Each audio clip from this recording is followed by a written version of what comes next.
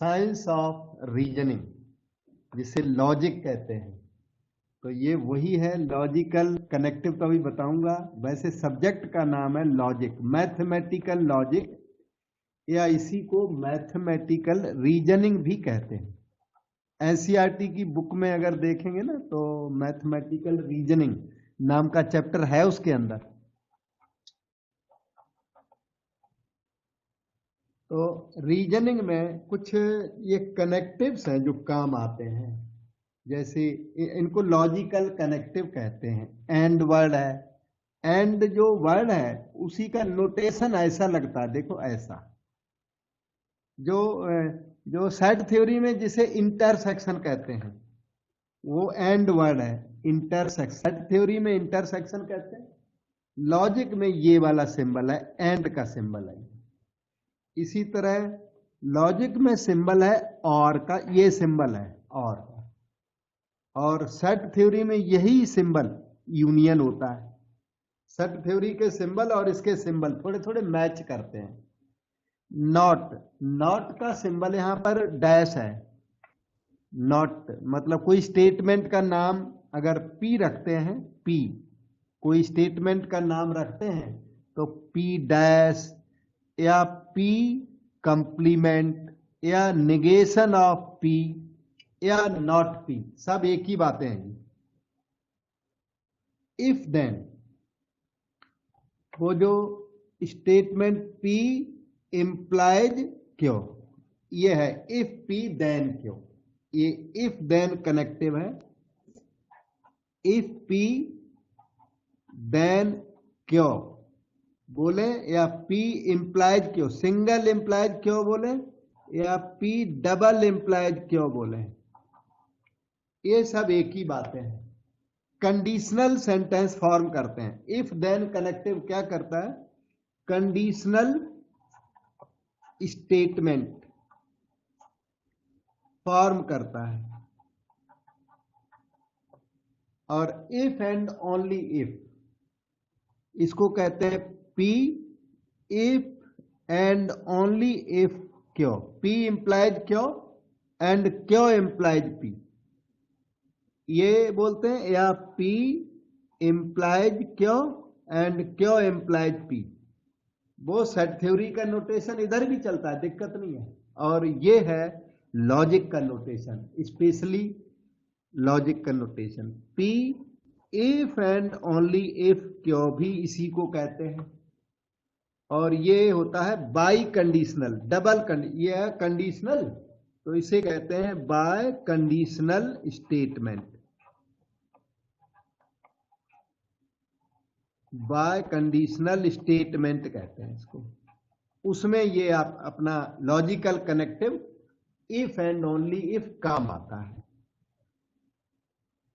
अब एक क्वेश्चन की स्टेटमेंट वर्ड हमने यूज किया, तो स्टेटमेंट वैसे तो काफी अंडरस्टूड थिंग है, फिर भी हम स्टेटमेंट को डिफाइन करते हैं। जो मैथमेटिकल स्टेटमेंट है, लॉजिकल स्टेटमेंट, वो क्या है, एक सेंटेंस, एक ऐसा सेंटेंस जो कि आइदर ट्रू हो और फॉल्स हो, विच इज इधर ट्रू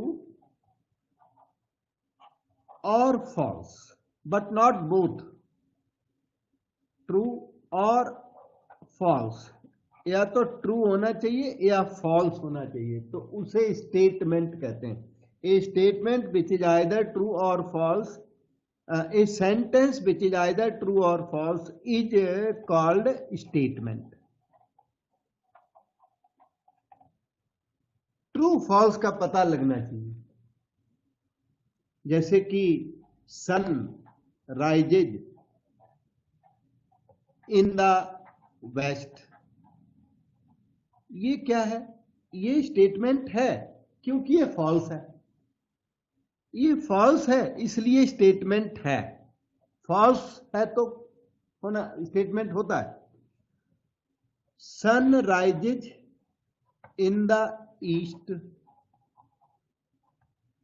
ये ट्रू है और इसलिए ये भी स्टेटमेंट है। लेकिन कोई ऐसा जो कंफ्यूजिंग हो, वो स्टेटमेंट नहीं है। जैसे कि how far is Chennai from here, ये जो चीज है ये क्वेश्चन मार्क है। This is neither true nor false, question है। तो क्वेश्चन तो ट्रू फॉल्स कुछ भी नहीं होते, और इसलिए ये स्टेटमेंट नहीं है, is not the statement.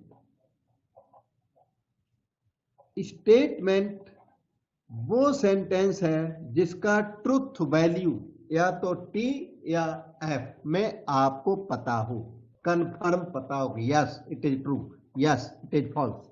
Confusing कोई सेंटेंस होगा वो स्टेटमेंट नहीं होता। बेटे कोई मन में डाउट आए तो पूछ सकते हैं। और ये कनेक्टिव्स हैं, इनकी अभी प्रैक्टिस कराऊंगा, इनको याद करना होता है। लॉजिक है, कंपटीशंस में इसका क्वेश्चन मोस्टली श्योर आता है। अब इसमें एक ये टर्म है कंपाउंड स्टेटमेंट। जब कोई लॉजिकल कनेक्टिव लगा करके और सेंटेंस बनाते हैं तो उसे कंपाउंड स्टेटमेंट कहते हैं। दो तरह के स्टेटमेंट होते हैं, एक तो होते हैं सिंपल स्टेटमेंट, सिंपल स्टेटमेंट है ना। जैसे कोई स्टेटमेंट दे दिया, सुमन लिव्स इन चंडीगढ़,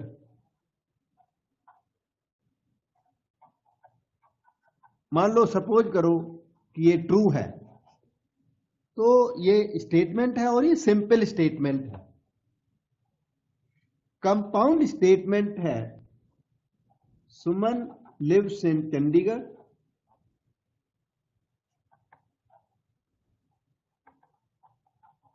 और एक कोई कनेक्टिव लगा दो इसके साथ,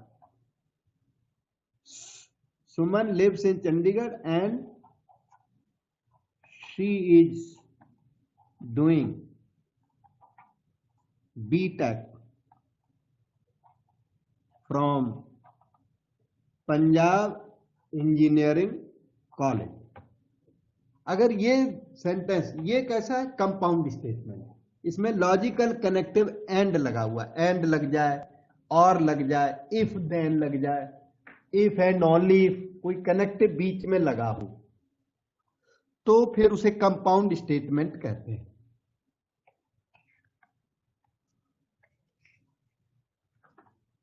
नेक्स्ट है truth value of A statement. कोई भी स्टेटमेंट है वो या तो क्या होगा, ट्रू, या वो होगा फॉल्स। तो ट्रू को ट्रुथ वैल्यू कहते हैं और फॉल्स को भी ट्रुथ वैल्यू कहते हैं, दोनों को भी ट्रुथ वैल्यू कहते हैं। ये फॉल्स वैल्यू एक भी नहीं होती, there is no false value.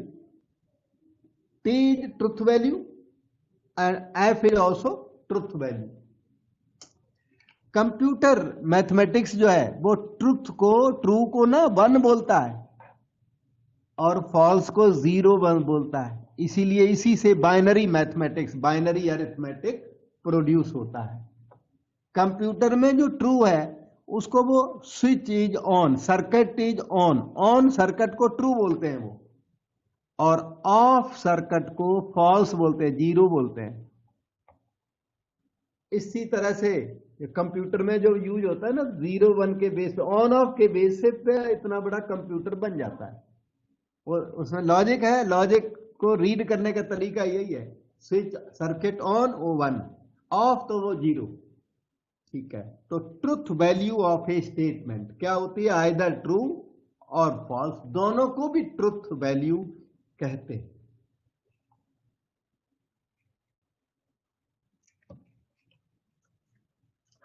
इसके बाद आती है ट्रुथ टेबल। कोई भी स्टेटमेंट का ट्रुथ टेबल हुआ करता है।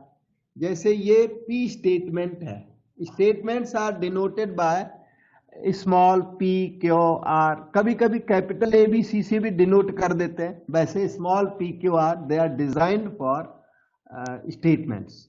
तो P इज ए स्टेटमेंट, जो अगर P स्टेटमेंट है तो वो या तो ट्रू होगा या फॉल्स होगा।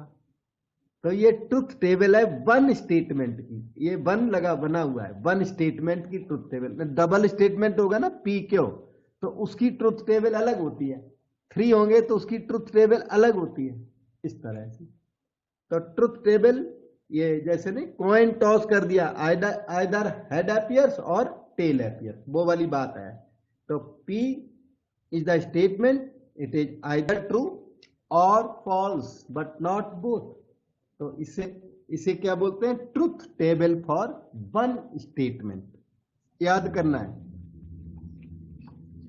यह है truth table for two statements.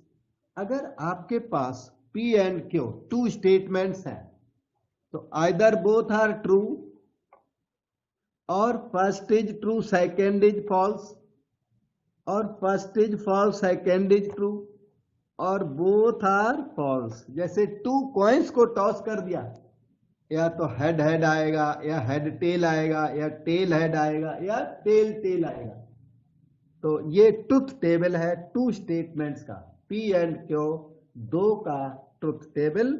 आप इसको याद करो बेटे, TT, TF, FT, FF।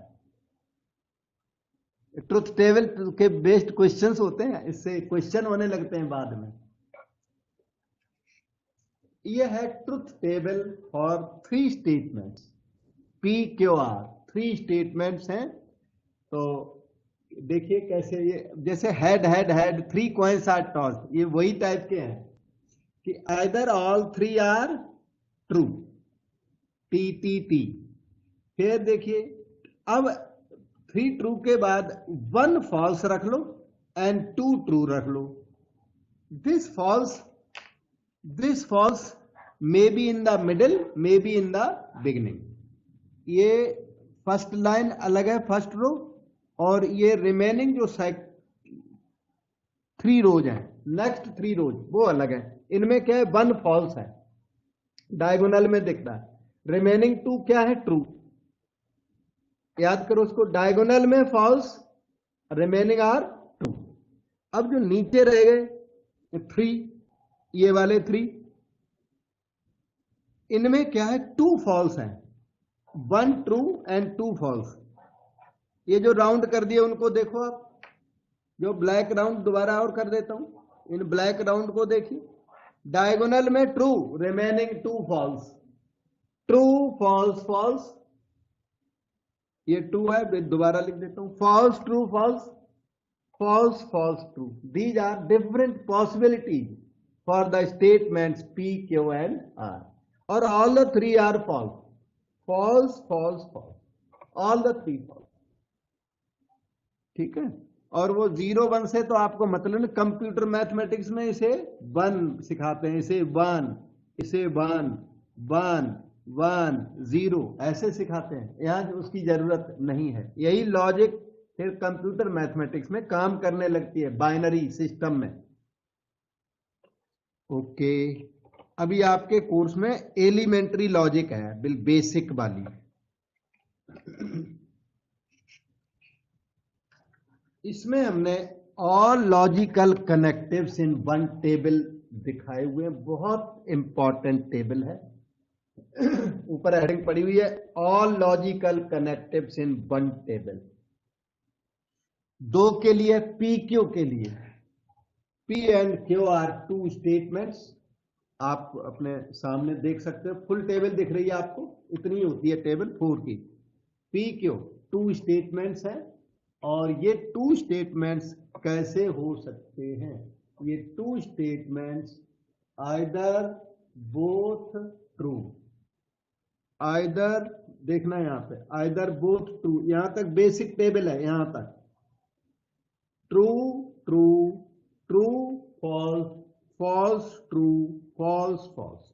ये बेसिक ट्रुथ टेबल जो आपने याद कर ली है वो ये उतनी है।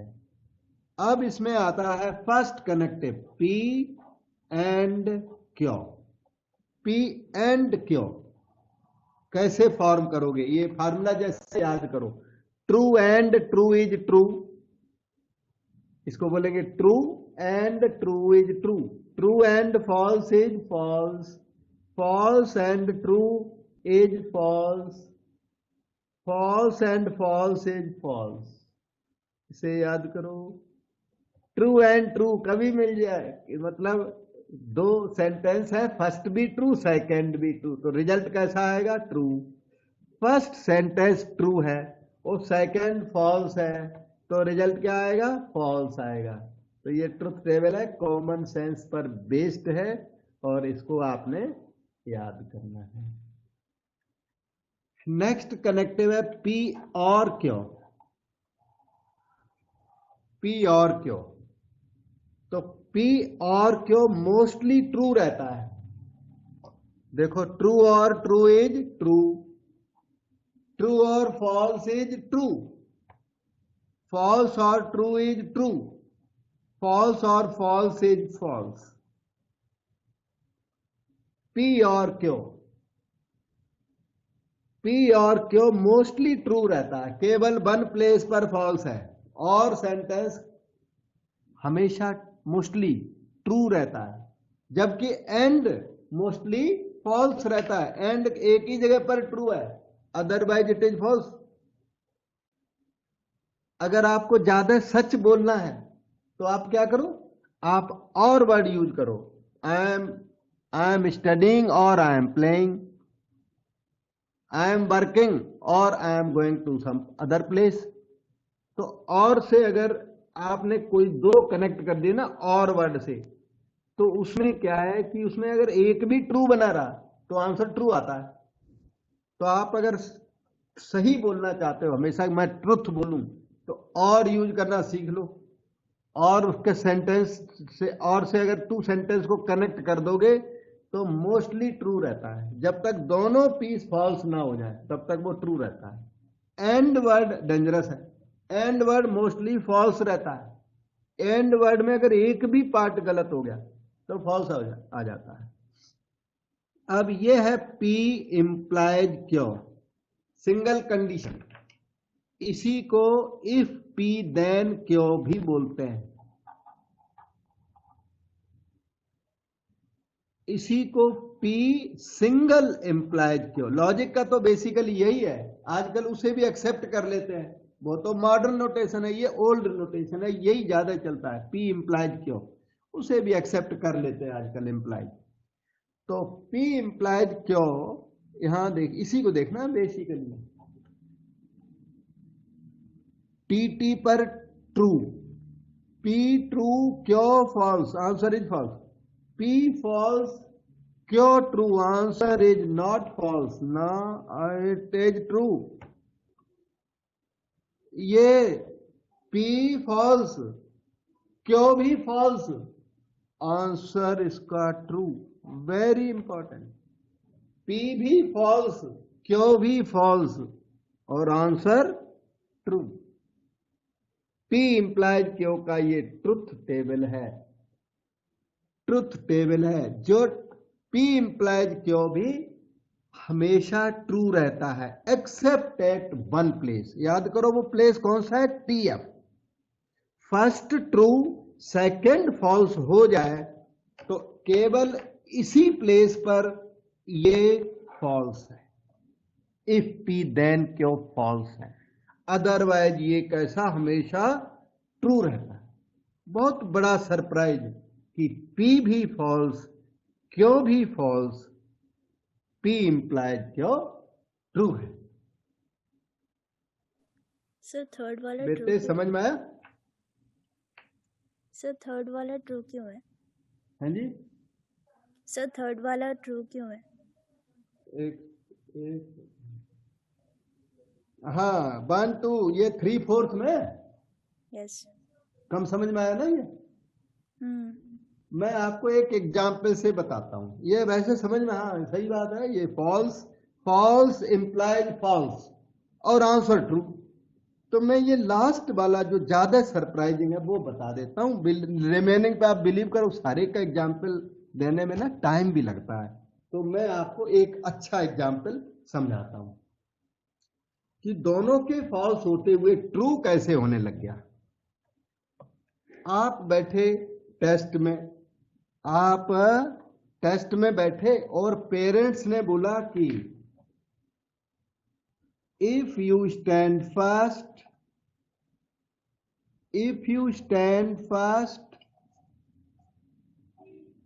इन द क्लास, अगर आप क्लास में फर्स्ट आए, टॉप कर दिया, then I will give you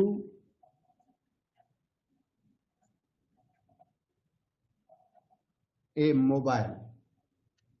ठीक है, मोबाइल से बच्चे खुश होते हैं तो मोबाइल ही देना पड़ेगा। ये पेरेंट्स ने प्रॉमिस कर दिया कि बेटे if you stand first I will give you mobile. अब हुआ क्या कि ये प्रॉमिस करने के बाद पेरेंट्स चले गए और मोबाइल लेके भी आ गए, या उसके पैसे उन्होंने अरेंज करके रख लिए। ठीक है, अब ये यू स्टैंड फर्स्ट वाली बात रॉन्ग हो गई। You stand first in the class, by chance एक 1 मार्क आपका कम रह गया और ये स्टेटमेंट फॉल्स निकल गई। फर्स्ट नहीं आ पाए, सेकंड आ गए, थर्ड आ गए, और इसकी वजह से पेरेंट्स मोबाइल लेके भी आए, पर एज पर प्रॉमिस उन्होंने वो हैंडओवर आपको नहीं किया। तो ये क्योंकि आप फर्स्ट नहीं आए तो पेरेंट्स ने आपको मोबाइल नहीं दिया। ये वो भी फॉल्स है और ये भी फॉल्स है। क्या पेरेंट्स ने गलत बोला था बेटे, बताओ। अच्छा, नो सर। हाँ, तो इफ देन से कनेक्टेड स्टेटमेंट में फर्स्ट फॉल्स, सेकंड भी फॉल्स, पूरा सेंटेंस का जो वैल्यू है, ट्रूथ वैल्यू, वो ट्रू रहता है। इसी को लॉजिक कहते हैं। ये लॉजिक साइंस है, तभी तो साइंस ऑफ रीजनिंग बोली जाती है। कॉमन सेंस ये अलग चीजें हैं। अब अगर इसमें if you stand first in the class then I will give you a mobile. आप क्लास में फर्स्ट आ गए, ये सेंटेंस हो गया ट्रू, और हमने आपको मोबाइल दिया ही नहीं, पेरेंट्स ने मोबाइल दिया ही नहीं। अब आप क्या बोलोगे, पेरेंट्स ने राइट बोला या रॉन्ग बोला बेटे? यहां पर सर रॉन्ग। रॉन्ग बोला कि अगर फर्स्ट आओगे तो आपने मेहनत भी बहुत की, फर्स्ट आऊं, फर्स्ट आके आ गई, उसके बाद भी उन्होंने मोबाइल को हैंडओवर नहीं किया। तो यहां पे आप बोल सकते हो, यस, पेरेंट्स से बोल सकते हो पापा जी आपने गलत बोला। तो ये देखो टीएफ जाके फॉल्स हो जाता है, और फर्स्ट फॉल्स हो और सेकंड ट्रू हो, फर्स्ट फॉल्स हो सेकंड ट्रू हो, तो भी ये ट्रू बना रहता है स्टेटमेंट। वो कैसे? If you stand first in the class then I will give you a mobile. इसमें फर्स्ट स्टेटमेंट फॉल्स हो गई, फर्स्ट स्टेटमेंट फॉल्स हो गई। अब फर्स्ट आप आ नहीं पाए, फॉल्स हो गई। Parents kind enough, they handed over mobile to you. इस केस में पेरेंट्स ने ट्रुथ बोला या फॉल्स बोला? बोलो। ट्रू। ट्रुथ बोला कि फर्स्ट आप आ जाओगे तो मोबाइल देंगे। फर्स्ट नहीं भी आए, पेरेंट्स ने मोबाइल हैंडओवर कर दिया, पर ओवरऑल जो स्टेटमेंट है वो ट्रू माना जाएगा। अब तो समझ में आ गया वो चीज? Yes sir. ओके बेटे, तो और आपका डाउट बहुत रीजनेबल था, और मैंने काफी एफर्ट की उसको समझाने के लिए। ठीक है,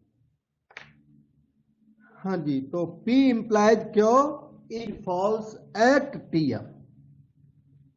फर्स्ट ट्रू हो जाए सेकंड फॉल्स हो जाए तभी जाके ये फॉल्स हो पाएगा।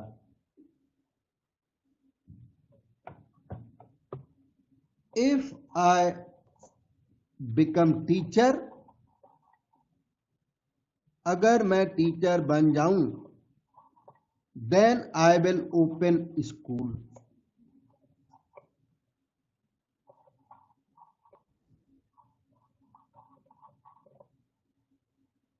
अगर मैं टीचर बन जाऊं तो मैं एक स्कूल ओपन करूंगा, ओपन ए स्कूल। अब मैं टीचर बन गया और स्कूल ओपन किया ही नहीं, इसका मतलब ये स्टेटमेंट का ओवरऑल जो ट्रुथ वैल्यू है वो फॉल्स हो गया। ये दूसरा एग्जांपल है, ठीक है, ओके। तो इसी तरह P implies and implied by Q, next column को देखें बेटे, वो नेक्स्ट कॉलम दो जगह फॉल्स है। Next column is false at two places. एक TF पर फॉल्स है, एक FT पर भी फॉल्स है, क्यों डबल फॉल्स होगा ये वाला column. P implies and implied by Q, ये डबल कंडीशन वाला है तो दो जगह फॉल्स होगा। TF पर फॉल्स होगा और FT पर फॉल्स होगा, रिमेनिंग प्लेसेस पर ये अब भी ट्रू होगा। ये निगेशन ऑफ P है लास्ट वाला। P सामने P कॉलम दिख रहा है आपको, ट्रू का जो निगेट करते हैं वो फॉल्स है और ट्रू को निगेट करते हैं वो फॉल्स है। फॉल्स को जो निगेट करते हैं वो ट्रू है और फॉल्स को निगेट करते हैं वो ट्रू है। इसे negation of P, P dash, P complement या नॉट P,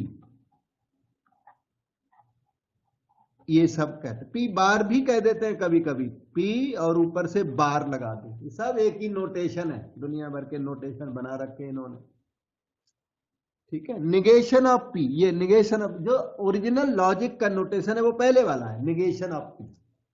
बाकी सब राइट सारे हैं, P dash, P complement, not P। Truth table आपको याद करनी है, नो चॉइस। अच्छा, कंट्रापॉजिटिव स्टेटमेंट, अगर P इंप्लाइड Q कहीं पर लिखा है और आप उसी को लिख दें negation of Q implied negation of P, तो ये जो सेकंड चीज है ना, negation of P, negation of Q implies negation of P, तो इसको पहले स्टेटमेंट का कंट्रापॉजिटिव कहते हैं।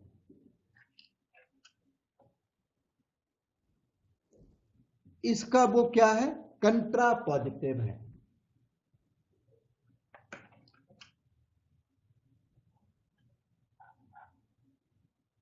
If you buy a book, then वो बुक सेलर कहता है then I will give you a gift, book के साथ एक gift free, I will give you a gift.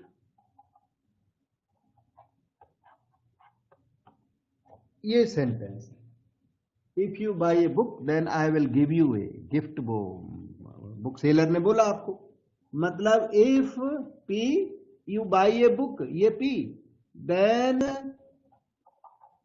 I will give you a gift, वो क्या है, वो क्यों, इफ P देन क्यों है, ये जो ऊपर लिखा है वो ये चीज है। अब आप इसको क्या लिखिए, निगेशन ऑफ क्यों, negation of Q implies negation of P लिख डालिए आप, तो इसको कहते हैं कंट्रापॉजिटिव ऑफ ओरिजिनल स्टेटमेंट, इसको कहते हैं कंट्रापॉजिटिव। कन्वर्स नहीं बोलना है, कंट्रापॉजिटिव ही है ये, और कुछ नहीं है, इसका दूसरा नाम है नहीं। कंट्रापॉजिटिव मींस कंट्रापॉजिटिव, नथिंग एल्स। तो ओरिजिनल स्टेटमेंट का कंट्रापॉजिटिव ये होता है, क्यों को निगेट करो इधर लिखो, P को निगेट करो उधर लिखो। निगेशन ऑफ क्यों का मीनिंग क्या है, निगेशन ऑफ क्यों, इधर वाले को निगेट करो कि I will not give you gift, और देन को क्या कर दो, if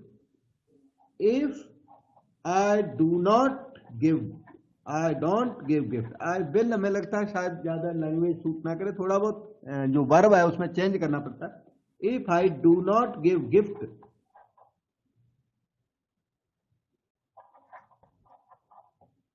then negation of P, you will not buy a book.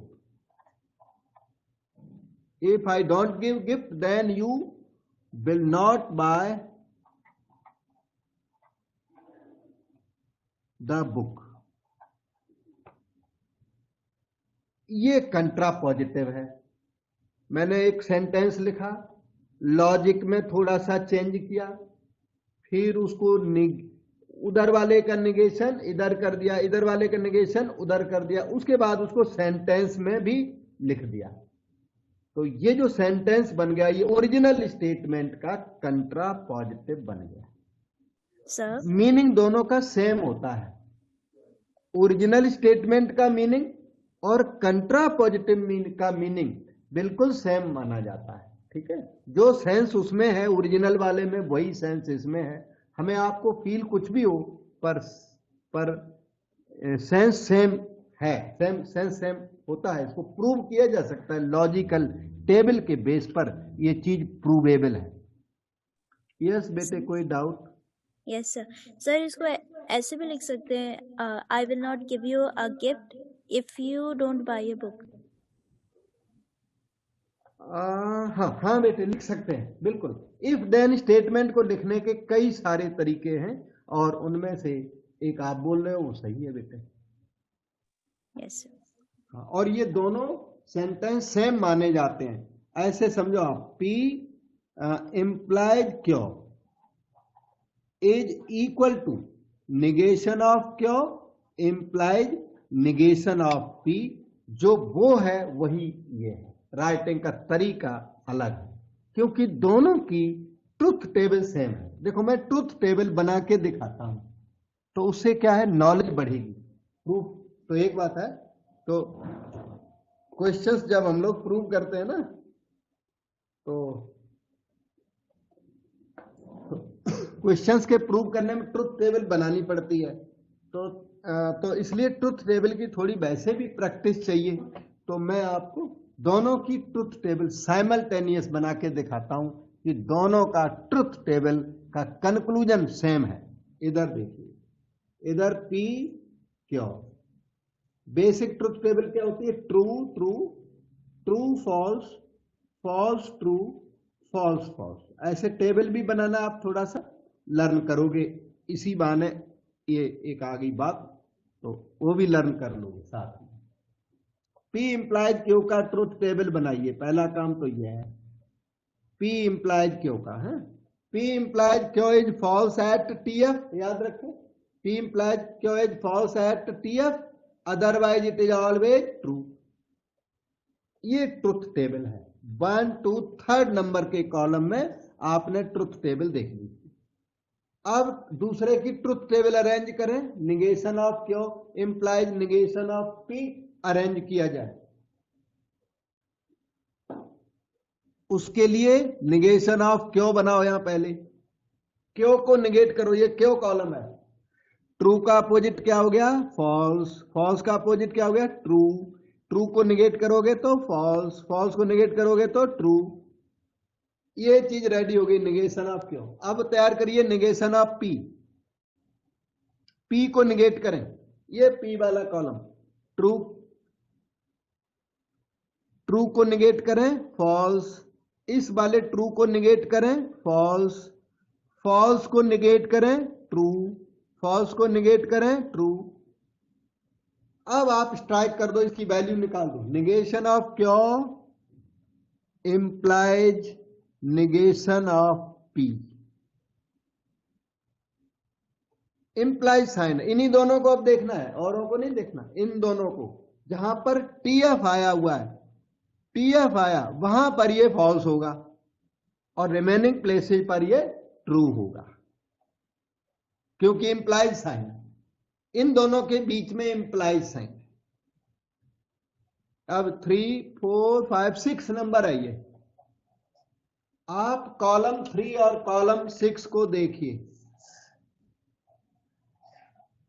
जिनका truth value point two point match कर जाए वो दोनों स्टेटमेंट आपस में इक्वल होते हैं लॉजिक में। आप देखो पॉइंट बाय पॉइंट बिल्कुल corresponding value, they are just simply equal.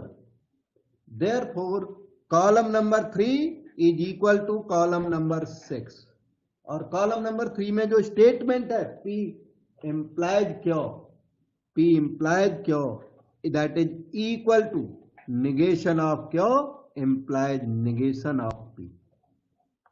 इसी तरह से इसमें स्टेटमेंट है प्रूव की जाती है ट्रुथ टेबल के बेस पर। बेटे समझ में आ गया? Yes, sir. अच्छा ये रहा, 1 मिनट रुकना।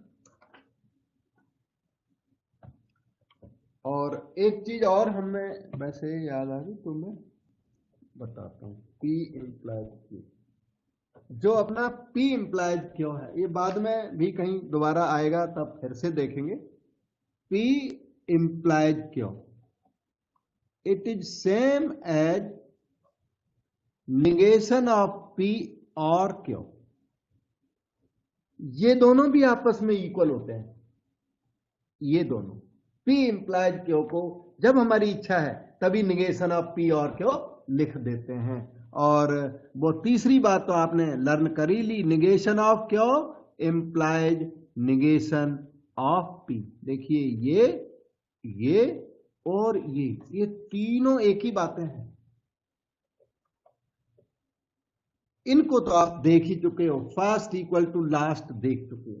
फर्स्ट इक्वल टू सेकंड अगर देखना है तो आपको बताते हैं ऐसे, वो एक तरीका वही है।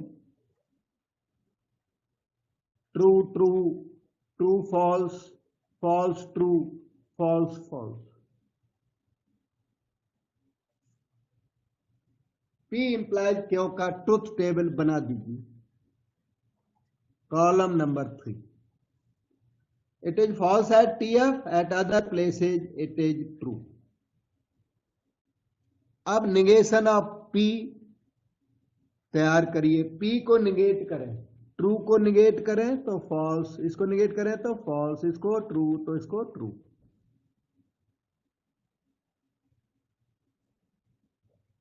निगेशन ऑफ P, और क्यों इसके पास लिख दें, simply copy TF TF। Negation of P क्यों के बीच में और सेंटेंस लगा दें,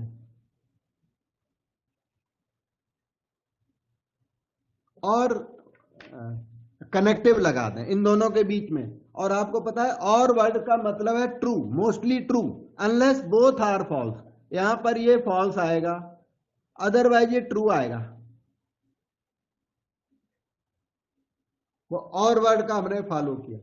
अब आप 3, 4, 5, 6 नंबर 3 और 6 को फिर से देखो, 3 को देखो, 6 को देखो। Truth tables are same point by point. True के अगेंस्ट में ट्रू, फॉल्स के अगेंस्ट में false, true true true. So column number 3 equal to column number 6। So P implies Q is same as negation of P or Q। negation of P or Q। अब आपने जान लिया। It is also same as negation of Q implies negation of P, जिसे कंट्रा positive कहते हैं। कंट्रा positive बहुत important होते हैं, कंट्रा पॉजिटिव और कन्वर्स। तो कन्वर्स तो ज्यादा हार्ड नहीं होता, इसलिए थोड़ा सा कम इंपॉर्टेंट है। कंट्रा पॉजिटिव थोड़ा हार्ड सा ही होता है, तो ये थोड़ा इंपॉर्टेंट ज्यादा होता है। अब हमने आपको कंट्रा पॉजिटिव स्टेटमेंट के बारे में काफी डिटेल में बताया। अब आ गया कन्वर्स। P implies Q का कन्वर्स हुआ Q implies P। कन्वर्स एक दूसरे के इक्वल नहीं होते, अलग होते हैं। P implies Q अलग बात है, Q implies P अलग बात है, ठीक है। हाँ कन्वर्स है तो कन्वर्स तो अलग ही होता है, ये कंट्रा पॉजिटिव सेम होता है। इन दोनों की ट्रुथ टेबल अलग अलग होगी, इसकी ट्रुथ टेबल अलग होगी, इसकी ट्रुथ टेबल में कहीं ना कहीं फर्क होगा, एक पॉइंट पे ही फर्क हो गया तो फर्क माना जाएगा। ठीक है, तो कन्वर्स तो आप थोड़ा जानते हो, फिर भी मैं एक छोटा सा एग्जांपल दूंगा। इफ राइट ट्राइंगल, मैं शॉर्टकट में लिखूंगा, then H square equal to P square plus B square. ये है पाइथागोरस थ्योरम, शॉर्टकट में है। राइट ट्राइंगल की एग्जिस्टेंस होगी तो hypotenuse square is perpendicular plus base square. तो ये आपका स्टेटमेंट है, पी स्टेटमेंट है। पी स्टेटमेंट क्या है कि इफ राइट ट्राइंगल क्यों, देन दिस आर, उसे आर स्टेटमेंट बोलो, इसे क्यों बोलो। इफ क्यों देन आर, इफ, और इसको ओवरऑल क्या हमने बोल दिया, पी बोल दिया। तो मतलब पी स्टेटमेंट क्या है, यह है क्यों इंप्लाइज आर। ये ओरिजिनल स्टेटमेंट है, ये सारी बातें सेम है, इनमें हमने कोई फर्क नहीं डाला हुआ है। ठीक है, अब कन्वर्स की बात आई कि कन्वर्स क्या चीज है, तो हम आपको यहां पर कन्वर्स बताते हैं। कन्वर्स है क्यों इंप्लाइज आर का कन्वर्स क्या होगा, आर इंप्लाइज क्यों, ये होगा। इसका कन्वर्स ये, आर का मतलब क्या है, आर का मतलब यह है if H square equal to P square plus B square, then Q, Q का मतलब है there will be right triangle. ठीक है, राइट ट्राइंगल होगा।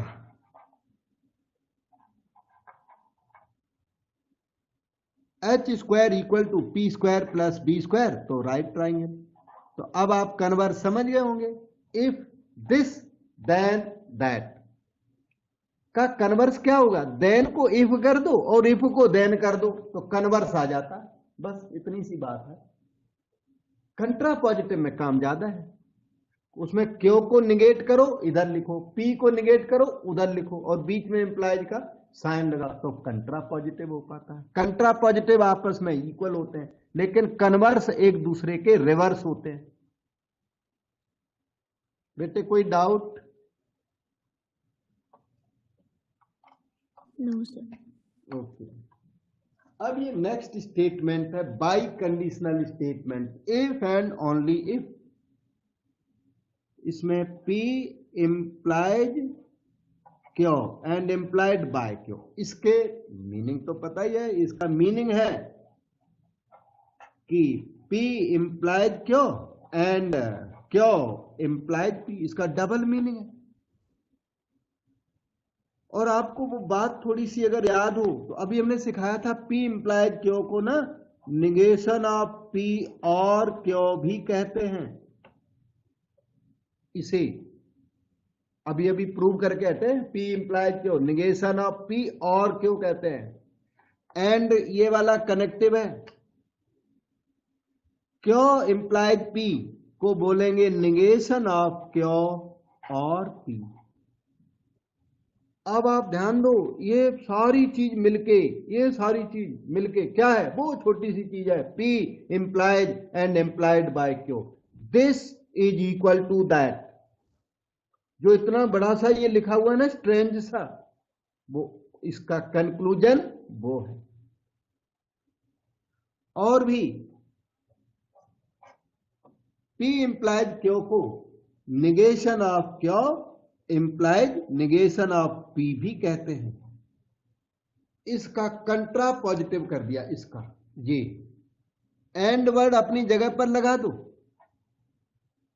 और इसका कंट्रा पॉजिटिव लिखो, negation of P implies negation of Q. ये भी उसके इक्वल है। इसी को लॉजिक अलजब्रा कहते हैं, बूलियन अलजब्रा, इसका नाम भी है एक बूलियन अलजब्रा। बूली ने बनाया था इसका नाम बुलियन अलजेब्रा इसलिए कहते हैं। यही है बुलियन अलजेब्रा, एक स्ट्रेंज सा अलजेब्रा होता है। मतलब ऐसे बहुत सारे सेंटेंस लिख दिए जाए और फिर आपको बोला जाए सिंप्लीफाई करो, तो सिंप्लीफाई करना एक टफ काम हो जाता है, लेंदी वर्क हो जाता है। वो हो इसीलिए जाता है, देखो ना आपके सामने है। ठीक, अब यहां पर कुछ ऑब्जर्वेशंस हैं, ये हमारी काफी हेल्प करते हैं। तो P and negation of P, कुछ क्वेश्चन तो डायरेक्ट हो जाते हैं ट्रुथ टेबल के बेस पर, किसी किसी में इनकी जरूरत पड़ती है। P and negation of P is called contradiction. C आइए, सी फॉर कंट्राडिक्शन, मतलब आप झूठ बोल रहे हो। P and negation of P कोई बोल रहा है तो वो गलत झूठ बोल रहा है। I am going to school and I am not going to school, मतलब वो विफूल कर रहा है, बेवकूफ कर रहा है, बेवकूफी कर रहा है ना। तो P and negation of P क्या होता है? कंट्राडिक्शन। कंट्राडिक्शन क्या चीज है? The statement which is always false is called contradiction. Logic में कंट्राडिक्शन किसे कहते हैं कि कंट्राडिक्शन मीन्स, शॉर्टकट में लिखता हूं, ऑलवेज फॉल्स स्टेटमेंट, ऐसा स्टेटमेंट जो हमेशा फॉल्स रहता हो। कंट्राडिक्शन ऑलवेज फॉल्स होता है। और एक और होता है टोटोलॉजी, ये देखो वर्ड टोटोलॉजी, ये क्या होता है? ऑलवेज ट्रू, जो ऑलवेज ट्रू है उसे टोटोलॉजी कहते हैं, और टी से डिनोट करते हैं। टोटोलॉजी को किससे डिनोट करते हैं? स्मॉल टी से, कई लोग कैपिटल टी से डिनोट करते हैं, वैसे स्मॉल टी करेक्ट होता है इसका। C for contradiction, small C, ठीक है। अच्छा, तो P and negation of P is contradiction, P और negation of P is tautology. अब वैसे तो ये ना सेंटेंस है, ये जो चीजें हैं वो याद करनी होती हैं, पर ये है बहुत, 1 2 3 4 तो यही है ना।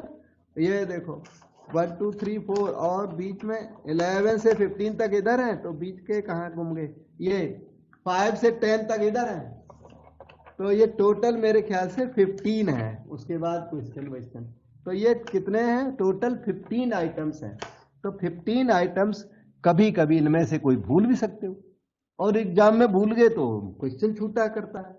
तो एग्जाम में क्या है कि सपोज करो कि आप इसे भूल गए, नंबर 2, आपके सामने पी और निगेशन ऑफ पी वहां लिखा पड़ा है, कहा क्वेश्चन कर रहे थे उसमें बीच में ये आ गया, अब आपको याद ही नहीं आ रहा ये है क्या। तो उसका तरीका है पता लगाने का, पी और निगेशन ऑफ पी क्या चीज है। तो उसको हम लोग बहुत आराम से पता लगा सकते हैं। इस तरह पता लगाना है, यहां पे पी लिख देना, कोई भी इनमें भूल जाओ उसका प्रूफ इमीडिएट हो जाता है। यहां पी लिख दो तो पी की ट्रुथ वैल्यू क्या होती है? ट्रू, फॉल्स, बस। अब आप निगेशन ऑफ पी लिख दो यहां, तो ये क्या है? फॉल्स, ट्रू, बस निगेशन ऑफ पी।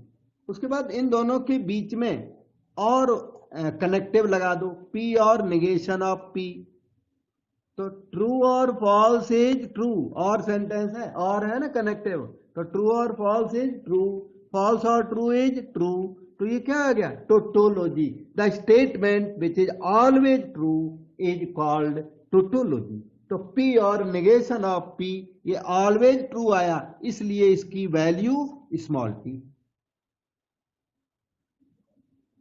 अब मान लो फर्स्ट नंबर है P and negation of P. आपने कोई क्वेश्चन किया और वो क्वेश्चन यहां पे आ पहुंचा, अब इसके आगे आपको चलना नहीं आता, तो P and negation of P उसी में बता देता हूं, वो ट्रुथ टेबल बनी तो पड़ी है, वही यूज कर लेते हैं। उसमें P and negation of P में क्या होगा? True and false is false, false and true is false. तो P and negation of P is called contradiction. तो कोई भी उनमें जो रिजल्ट्स हैं 15, उनमें से अगर आप भूल जाते हैं तो छोटा सा ही प्रूफ है, आप उसको जस्टिफाई कर सकते हो, सर्च कर सकते हो। रिजल्ट्स वो 15 है, हम आपको बता देते हैं। Any of them is provable easily. ठीक, ये मैंने डिराइव किए थे, डिराइव करके यहाँ लिस्ट बना दी है स्टूडेंट की हेल्प के लिए। ये सारे के सारे रिजल्ट किसी एक बुक में अवेलेबल नहीं है और क्वेश्चंस में ये यूज खूब होते हैं। तो P और T, P और T इज T, बस याद करो, भूल जाओ तो देखो मैं इसका थर्ड का ये प्रूफ दे देता हूं, बता देता हूं कि P और T ये क्या कैसे आएगा, वो देखो बताता हूं।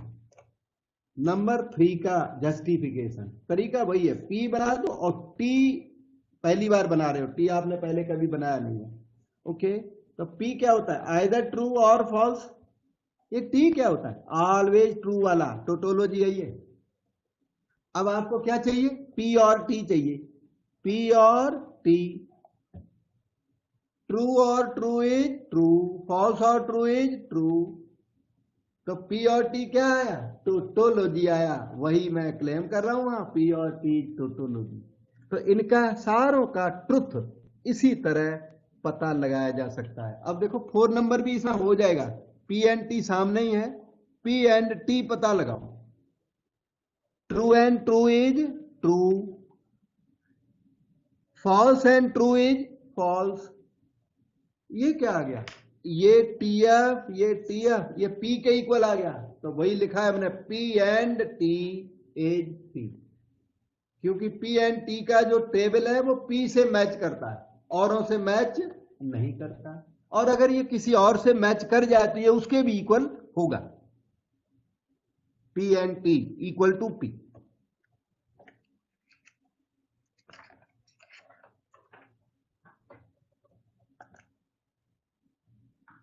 इस तरह से ये 4 तो यहां लिखे पड़े हैं, और पॉसिबल हो तो बैठ के मोस्ट ऑफ दैम को याद कर लेना, और कम से कम रिजल्ट ध्यान होगा ना। P एंड T कुछ होता है तो प्रूव भी करोगे, जब ये तक नहीं पता कि क्या कुछ होता है तो फिर प्रूव कौन करता है। ओके, फिर आपको ना ये 11 नंबर गलती से 5 नंबर आएगा इसके बाद, थोड़ा सीरियल मैं ठीक कर देता हूँ, पेपर ऊपर नीचे हो गया लिखते हैं।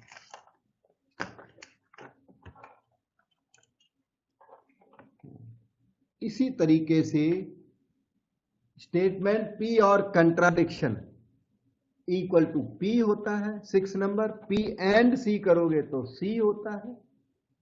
T and C, tautology and contradiction equal to contradiction. Tautology और contradiction is equal to tautology. Contradiction and contradiction is contradiction.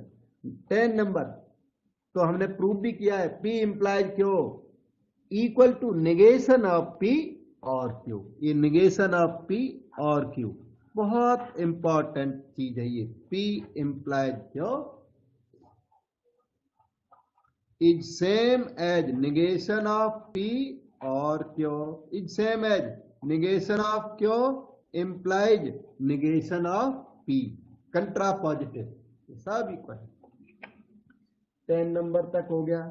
अब आपको 11 to 15 वाले बस थोड़ा सा याद सा ही दिला रहा हूं, इनके प्रूफ आप करके देखिए, आप अटक जाओ तो मुझे पूछना है। ये डिमोर्गन्स लॉ सेट थ्योरी में थोड़ा बहुत आपने किया हो तो P and negation of P and Q is negation of P और नेगेशन ऑफ Q। ये सेट थ्योरी में कभी कभी याद करते हैं ऐसा, A intersection B complement, A complement union B complement. Probability theory में भी ये यूज होता है। यह है डिमोर्गन्स लॉ। वो जो सेट थ्योरी का डिमोर्गन्स लॉ वो यहां भी वैलिड है, यही है वो डिमोर्गन्स लॉ। यहाँ राइटिंग का तरीका अलग है, आप ध्यान से देखो। इंटरसेक्शन को यहाँ एंड बोला हुआ है, यूनियन को यहाँ और बोला हुआ है, A डैश को बोला negation of P, B dash को बोला negation of Q। A intersection B dash को बोला निगेशन ऑफ पी इंटरसेक्शन क्यों। ये बिल्कुल सेम है। ये अगला वाला भी डिमोर्गन्स लॉ, ये वाला निगेशन ऑफ पी और Q is equal to negation of P and negation of Q. ये इससे मैच करता है। A union B complement is A complement intersection B complement. Probability theory, set theory, logic सब जगह use होता है। तो ये जो दो हैं 11 and 12 they are called De Morgan's laws. और 13 नंबर में negation of P implied Q is equal to P and negation of क्यों।